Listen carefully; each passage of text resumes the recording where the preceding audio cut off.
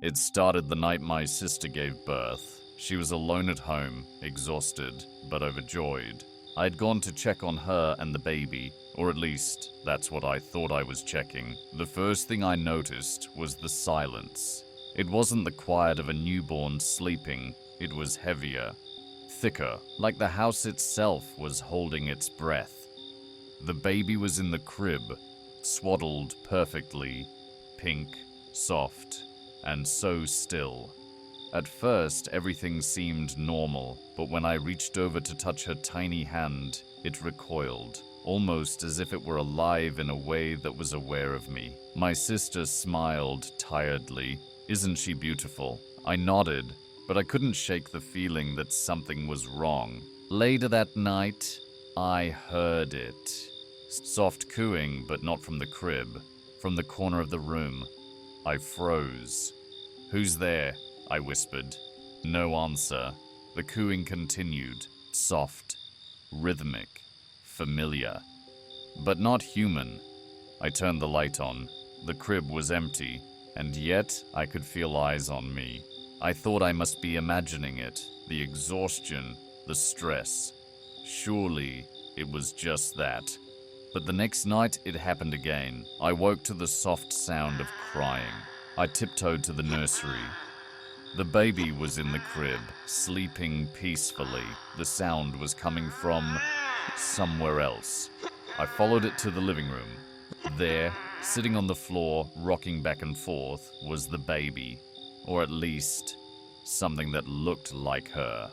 Her eyes were open, wide, dark, unblinking, and they weren't like normal baby eyes. They were too knowing, too old, too aware. She smiled at me, a smile that made my stomach turn. The cooing stopped. The room went silent. I ran to the crib. The real baby was still there, breathing softly, and yet I could feel the presence of the other one right behind me. I didn't sleep that night. I watched every shadow, every corner, every reflection. The next morning, my sister didn't notice anything unusual. She was busy with the baby, tired and happy, but when I looked at her, I saw something flicker in her eyes, something like recognition or fear. Days went by. The sightings became more frequent. Sometimes the baby appeared in places she shouldn't be. The kitchen, the hallway, the bathroom, always staring at me, always smiling. I tried to tell my parents. They laughed. Stress, imagination, hormones, they said. But I knew what I was seeing. One night, I decided to confront it. I crept into the nursery where the baby was sleeping. The room was silent, too silent. I reached toward the crib and froze. The baby wasn't there, but I felt the weight of her on the floor. I turned slowly. The other baby sat in the corner, swaying back and forth. Her eyes followed me. I asked, "Who are you?" She giggled, a sound that shouldn't exist from a human throat. The giggle echoed, then stopped. The baby blinked once, and then vanished. I checked the crib. The real baby was still there, sleeping. Everything seemed normal again, but I could feel it. The other one was watching. The days grew longer. The baby appeared more frequently. Sometimes when my sister held her, I swore the baby's head would tilt unnaturally, eyes darting to me, aware, almost sinister. Sometimes I could see two shadows in the nursery, two tiny shapes, moving in sync. I started recording, cameras in every corner of the room. I thought maybe evidence would prove I wasn't imagining it. The first night, nothing appeared on the footage. The second night, there it was.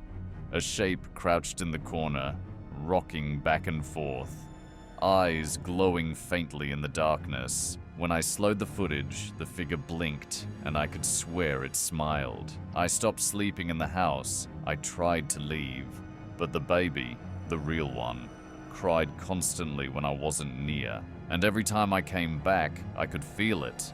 The other baby waiting. One evening, my sister asked me to feed the baby. I reluctantly agreed. As I held her, I felt her weight shift unnaturally. I looked down. The baby wasn't moving her lips, and yet I heard a whisper, soft, rasping, coming from her throat. "Don't trust her." I dropped the baby in terror. She didn't cry, she just stared. Then I saw it, the shadow in the corner. The second baby.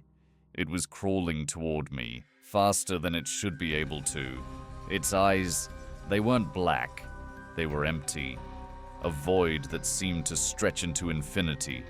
I ran out of the room, locked the door. I could hear tiny hands scratching at the wood, cooing, whispering, giggling. I left the house that night. I stayed at a friend's place, but even from there, I could hear it. The soft cooing on the phone line when my sister called. The faint tapping on the window, a shadow moving in the hall behind the screen. I realized something horrifying. The baby wasn't real. It never had been. It was something else. Something ancient. Something that had taken the shape of a newborn to watch me, study me, maybe even feed on my fear. I started researching old folklore, urban legends, paranormal cases, stories of changelings, spirits that take the form of infants to haunt a family. Everything matched. The eyes, the smile, the presence. I warned my sister. "She's not real," I said. She laughed nervously, brushing it off. But when I looked at the baby in her arms, her smile faltered. Her eyes flicked to the corner of the room. It had been there, watching. One night I was alone in the house. I decided to confront it once and for all. I stood in the nursery, waiting. The air was thick. The temperature dropped. The cooing started softly, then grew louder. I saw the shadow move across the wall. The baby in the crib began to levitate slightly. Her tiny arms stretched unnaturally. Her eyes glowed faintly. And then the other baby appeared, not a shadow this time.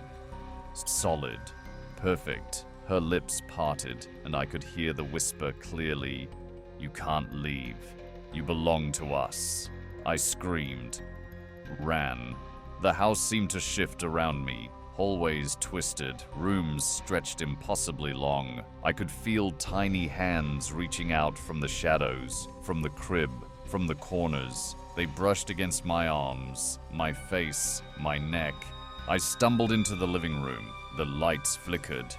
A rocking chair moved on its own, and there, sitting in it, was the baby, or something that wore her skin. She smiled. The smile stretched impossibly wide. I ran. I didn't stop until I was outside. The house behind me was quiet. Too quiet, but I knew it wasn't over. I never stayed in that house again. My sister moved out with the baby. I don't know if she knows the truth. Maybe she does. Sometimes I think she sees it too. The baby's cries still haunt me, even when I close my eyes. Even when I'm miles away, I can feel that presence, watching, waiting. And sometimes when I pass by a nursery window, I swear I see those eyes, the smile, the shadow of the baby who's not real. So if you ever find yourself alone with a newborn, watch the crib closely. Listen to the cooing. And remember, some babies aren't meant to be held. Some babies are meant to watch. If you think the story ends here, look closely at the shadows around you, because sometimes the next story is closer than you think.